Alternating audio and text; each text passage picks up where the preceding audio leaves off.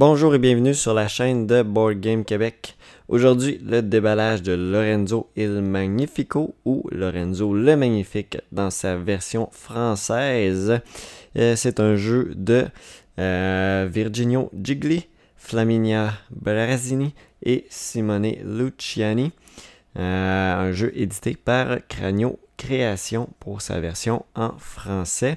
Vous remarquez peut-être un petit changement de décor. C'est juste que je suis chez mes parents pour le temps des fêtes, donc c'est pour ça que je fais pas de présentation devant la caméra et que j'ai un petit tapis vert au lieu de ma nappe noire. Mais tout ça va revenir à la normale dans les prochaines vidéos probablement. J'en ai seulement fait que quelques-uns ici. Donc, Lorenzo le Magnifique, c'est un jeu pour 2 à 4 joueurs pour 60 à 120 minutes par partie pour des joueurs âgés de 14 ans et plus. C'est un jeu que j'ai excessivement hâte d'essayer. J'en avais entendu beaucoup parler. Il y a beaucoup passé dans la dernière année là, sur différentes chaînes. On en a parlé en bien et j'ai bien hâte de l'essayer, bien hâte d'y jouer à ce jeu-là. Donc, je crois que j'ai fait le tour des informations. Donc, sans plus tarder, on va enlever la pellicule plastique et on va regarder qu'est-ce qui se retrouve dans Lorenzo le Magnifique. Alors, qu'est-ce qu'on retrouve dans Lorenzo le Magnifique? Super, moi j'aime bien la boîte, le design de cette boîte-là. C'est très euro. Ça fait changement un peu. Changement un peu. Ça fait pas changement des euros, là, mais j'aime bien le style. Donc ici, on a des petites tuiles d'excommunication. Donc, explication de ces tuiles-là, des cartes de leader. Ici, on a les règles du jeu de Lorenzo le Magnifique. Petit livret de règles. Oh, quand même assez écrit gros ici pour la mise en place. Le reste aussi, c'est rare qu'on voit une écriture aussi grosse dans un livret de règles. Et là, on a à peu près une dizaine de pages. C'est un jeu qui se joue malheureusement pas en solo. Malheureusement. Donc ici, donc ça fait le tour des règles qui ont l'air quand même assez bien fait. Ici, les plateaux personnels de joueurs. On va placer certaines tuiles.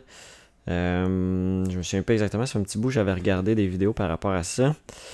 Donc on a pour chacune des couleurs, le bleu, jaune, vert et rouge, les couleurs assez classiques. Ici, il y a une extension aussi qu'on peut rajouter, des extensions de notre bâtisse. Ah, c'est avec ça ici. Les petites pièces ici, je pense que peut-être ça donne des ressources, des trucs comme ça, on dirait. Je connais pas exactement l'iconographie. Bon, ici, on a les fameuses tuiles d'excommunication, de l'argent. D'autres tuiles ici, je ne sais pas à quoi ils servent.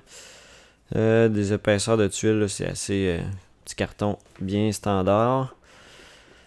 Ici encore de l'argent, d'autres tuiles, d'autres pièces comme ça ici. C'est assez similaire. Oh, ici on a le plateau de jeu. Plateau de jeu. Qu'on va ouvrir ici. Plateau de jeu qui est fait sur le long, si je ne me trompe pas. Style de plateau qui est le mien, il était collé. Il était collé un peu. Donc ici on a le plateau, mais il va sur ce sens-là. Pour ce que vous pouvez en voir. Je sais qu'il y a des dés de couleurs ici qu'on va mettre en bas. Ici. Ensuite, sinon ici, ça va être toutes des cartes qu'on va mettre là, sur cette portion-là du plateau. Ensuite de ça, l'endos est vraiment très beau, là. Tout le design, là. Même si on ne le regarde pas, c'est quand même très bien fait. Ici, on a des petits collants qu'on va sûrement mettre sur certaines pièces. Pour chacune des couleurs, on a des petites pièces de bois. Petites pièces de bois. On va vider ça. Qu'est-ce qu'on a là-dedans? On a des petits bonhommes ici, mauve. On a des petits cylindres pour chacune des couleurs, même un blanc. Voilà, des petits cylindres. Probablement que c'est là-dessus qu'on va coller les petits collants ou peut-être même sur les rondelles comme ça ici. Je ne sais pas exactement. Ensuite, on a des Pac-Man. Je sais pas trop qu'est-ce que ça représente. Ou c'est. Non, ils sont bien faits comme ça. Des petits cylindres bruns comme ça. Ensuite, on a des dés. 3D de couleur qu'on va mettre sur le plateau. On a ici des roches, ou je sais pas trop. Probablement. Des roches, ça doit être du bois, probablement. Ici, des petites pièces grises. Et qu'est-ce qu'on a d'autre? Ça ressemble pas mal à ça. Bon, on a des petits cubes là, pour chacun des joueurs. Ensuite de ça, on a ici des cartes. Des cartes que je vais ouvrir juste hors caméra. Donc, on a 2 petits paquets de cartes. Là. Je vais finir avec ça. Donc, dans quelques instants, je reviens. Alors, au niveau des cartes, on a premièrement les cartes de leader. Donc, différents leaders qu'on a ici avec des petits pouvoirs. Pouvoirs spéciaux pour la partie, je présume. Donc voilà, des cartes avec un graphisme très bien. Moi, j'aime bien ce style d'art-là pour les jeux. Ici, on a des cartes de développement. Et on a pour les 4 couleurs qu'on va mettre sur le plateau de jeu que j'ai présenté tantôt. Et ça donne 3 niveaux là, de cartes. Là. Probablement qu'il y a peut-être 3 airs ou quelque chose comme ça dans le jeu. 3 époques. Donc des cartes qui vont faire certains éléments, certaines choses que j'en ai aucune idée. Mais bon, ça vous présente ici là, visuellement qu'est-ce que ça a l'air. Je peux pas aller plus dans le détail.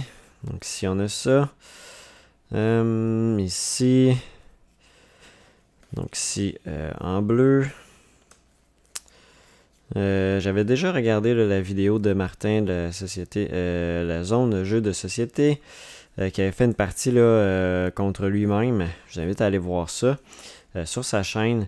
Ça fait déjà un petit bout là, qu'il avait fait ça, j'avais regardé, mais je m'en souviens déjà plus. Il y en a trop de jeux, hein, on oublie. Si on n'y a pas joué, c'est rare que je me souviens comment ça se joue. Donc ici, différents éléments, les cartes qu'on va pouvoir ajouter à notre plateau personnel. Et finalement, les cartes vertes qu'on a ici. Probablement que c'est différents types de choses qui ont l'air de faire chacune de ces cartes-là. Voilà. Donc c'est ce qui était pour les cartes. Et ça fait pas mal aussi le tour de ce déballage de Lorenzo le Magnifique, un jeu que j'ai bien hâte d'essayer, de vous en reparler. C'est sûr qu'il n'y aura pas de session en solo pour ce jeu-là, parce que comme je l'ai dit, il n'y en a pas de version solo, et je vous invite encore à aller voir la vidéo là, de Martin de la zone de jeu de société sur son vidéo là, en duo mais contre lui-même de ce jeu-là. Et sur ça, je vais vous inviter à vous abonner à la chaîne de Board Game Québec si ce n'est pas déjà fait. Et on se dit à la prochaine fois. Bye bye.